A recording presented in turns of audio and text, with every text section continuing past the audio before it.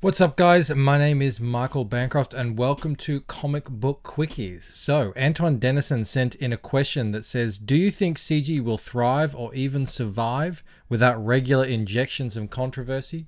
Or will CG just become simply crowd-funded comics? Also, is that necessarily a bad thing? Well, and can I just say, Antoine is the progenitor of this hat here. Please go sign up to Red Empires now. It all comes down to what CG is, I think, and how it began. CG started as a fan revolt, so it's more of a question of who are CG than what is CG. And with that fan revolt was obviously against all the SJWs doing what they were doing with the mainstream comics with in DC and Marvel, and so Comicsgate was an answer to that. It was a reactionary movement.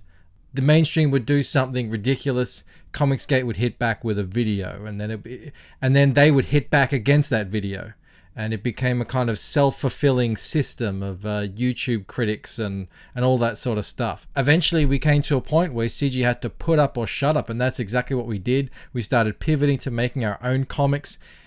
Maybe inadvertently creating our own small industry. I don't know, maybe people planned that, maybe that just is something that happened, the new technology of crowdfunding and YouTube and all that sort of stuff. And that's really what keeps Comicsgate going now. It isn't as much the SJW craziness is going on in the industry. What keeps Comicsgate going now in 2022, almost 5 years later, is you've got the books, you've got the entertainment value on YouTube. There is still, of course, a steady stream of weirdness coming from the mainstream industry, but it's not, I don't know if it's really continually driving people into CG. If they are coming in, it's much more of a trickle now. Back in the day, it was a flood. But I think more than anything, what's attracting people to what we're doing now are the books we're producing and the entertainment we provide on YouTube and a little bit on Twitter. So I think as long as we keep that up, as long as we keep putting out books, as long as we keep being entertaining on YouTube, then yes, we can absolutely thrive and survive by building on what we've already built. Definitely. Now, to answer the other point of your question, will CG just become simply crowdfunded independent comics? Well, CG didn't invent crowdfunding, obviously, or independent comics, but what we did do is we sort of reinvented how to promote that sort of stuff through YouTube. I'm sure there were people doing it to a certain degree here and there, but I mean, CG really took the bull by the horns there and just sort of crushed the game. And they tried to come after we'd done that and sort of replicate our success, and we all know what happened there. It was a complete failure on their part. But there is a separation, at least still.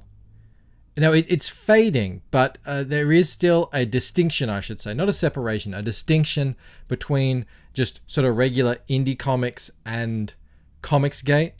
And I think that does relate back to our kind of revolt, consumer revolt beginnings.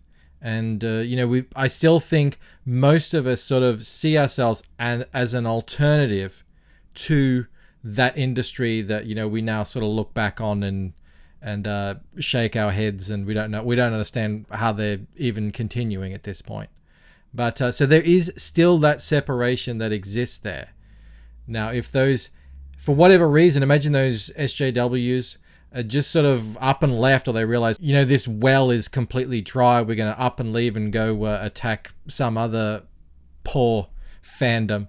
What would be left to distinguish Comicsgate? Well, I think it would be what we've built. Everything that we've spent the last 4 years building, the network. CG is so many things. It's a promotional network. It functions very much like a community if you want it to. But there's also just that spirit, the sort of the spirit of Comicsgate, the whole vibe of it, the kinds of people that hang out here, the kinds of things that we enjoy, the things that we talk about. We love having a laugh. We don't mind being offensive. In fact, that's encouraged. That sort of reinvigorated spirit of the true independent scene is really alive and well here in Comicsgate. So that's what I think is currently distinguishing us from just, to use a phrase, normie independent comics. So I don't see it as a bad thing if Comicsgate, if the SJWs have less and less of an influence on what's happening in the comic book industry at large. I wouldn't see it as too much of a bad thing if Comicsgate just eventually sort of becomes a bit synonymous with indie comics. It wouldn't be as big a deal because we wouldn't have that great big enemy to all sort of rally against and put that shield wall up. So that would be, I think, a fine thing for to happen in the future. What would be a really bad thing would be if we lost everything that we've built, this Comicsgate culture that we've put so much time and effort into building, which I think is really precious. And ask anyone who's worked in comics for any period of time, and they'll tell you what's happening here in Comicsgate right now. It's never quite happened before like how it's happening now. And those who are out there in indie comics trying to make it on their own without Comicsgate, ask them how difficult it is without this community behind them, without this promotional network, and how they have to walk on eggshells because they've got to watch what they say around certain people that we just don't have to worry about in Comicsgate. I think if that sort of spirit of CG was lost, that would be a real bad thing. But so that's it. Anyone who has any questions, please do leave a question in the comments below, and I'll get to answer them. All right, see you next time. Bye.